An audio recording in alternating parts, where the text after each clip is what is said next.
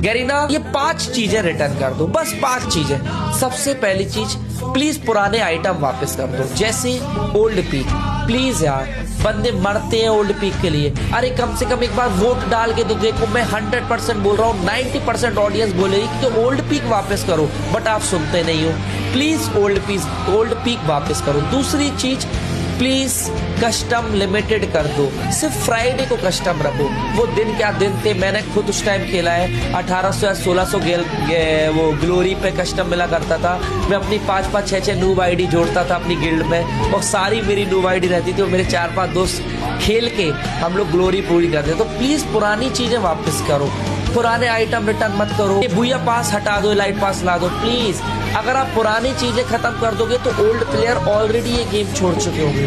वैसे इस गेम में इतने हैकर हैं, आप सारी पुरानी चीजें हटाते जा रहे हो गेम में, फिर मजा ही किस चीज का यार।